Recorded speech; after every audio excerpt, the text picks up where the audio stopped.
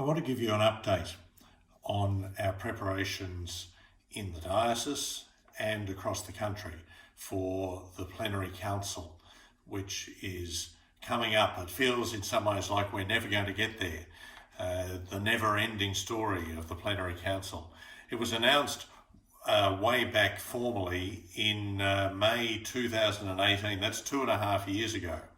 And at that stage, we thought that by now we'd be just finishing the first session of the Plenary Council and beginning our preparations for the second session, which would happen around the middle of 2021. And of course, like so many other things in our lives this year, all of those plans have been put on hold. And so what's happened in this period is that the first phase of our preparations went more or less according to schedule, a listening and dialogue time up until Ash Wednesday of last year, 2019, where we asked very simply, what is God asking of us in Australia at this time? And here in Sandhurst, there was a wonderful response to that, both in terms of the numbers of people who were involved and also in terms of the richness of people's response. And you can see some of the reports of that in the summaries that are available on our website. We had over 300 submissions from people in this diocese, gathering in over 100 groups, and then over 200 individuals adding to that as well. All in all, over 4,000 people from the diocese, from the Catholic community in Sandhurst, reflected on the question that was being asked of us, engaged in this preliminary discernment, and helped contribute to the work of the Council at that very initial stage.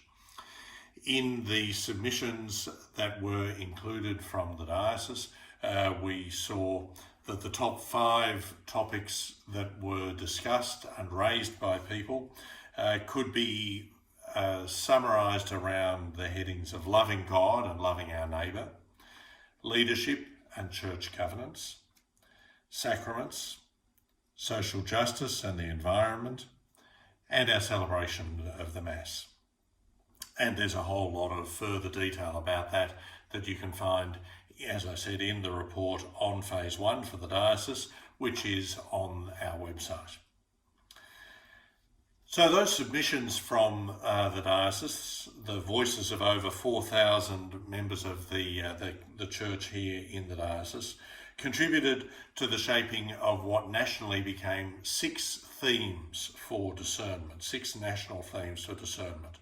And they were announced on Pentecost Sunday last year, inviting people to reflect and to pray and to consider further how God is calling the people of God to be a Christ-centred church in Australia that is missionary and evangelising, that is inclusive, participatory and synodal, that is prayerful and Eucharistic, something that's taken on a whole new perspective, of course, during these months when we've been unable to gather together for the Eucharist, but have continued to be people of the Eucharist and people of prayer.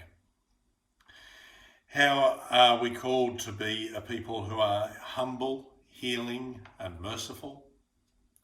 How are we called to be a joyful, hope-filled and servant community? How are we called to be open to conversion, renewal and reform?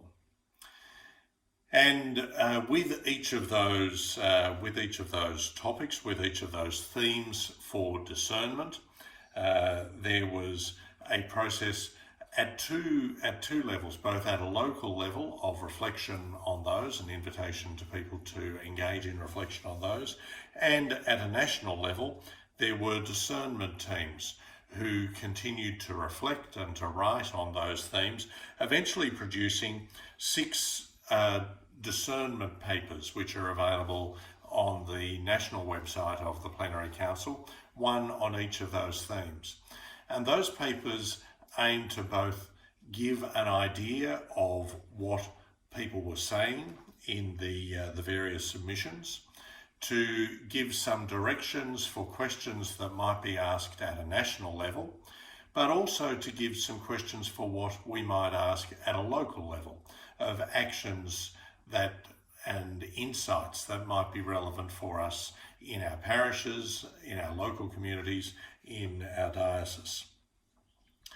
And those 6 papers have been used to shape what's called the Instrumentum Laboris, the working document. A further working team took all of those papers, and a further writing team rather took all of those papers, and is now working on that document. An initial draft will be presented to the bishops when we meet nationally in a couple of weeks. When I say meet, I mean we'll be on Zoom for a week together, and we'll work through that. And we would hope that that document then will be available not too long after that. So that'll be a background document that draws together all of those submissions and gives some directions for the work that might go on in preparing an agenda and a process for the Plenary Council itself. And so that will go on now for some time, because it won't be until October next year that the Plenary Council has its first session. But it's really important for us to remember that this is not actually just on pause. This is a new opportunity that's been opened for us to listen, to reflect, to immerse ourselves in the process.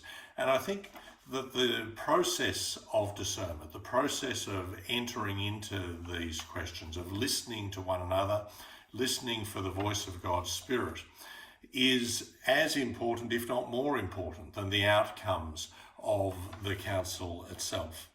I think we've been really helped by some of the reflections on discernment locally from Kathy Jenkins, one of our delegates, and nationally from Archbishop Costello, the president of the council, and both of those are available also on our website.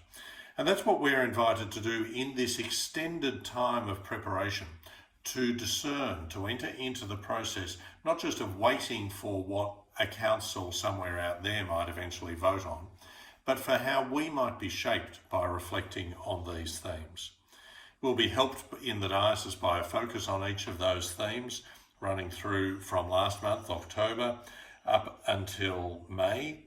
Early next year, we'll formally commission our delegates, and then I look forward to joining with them at the first session of the council in October of next year, and then in the further discernment and reflection that will happen in our diocese again and nationally in preparing for the final session of the council in about 2 years' time.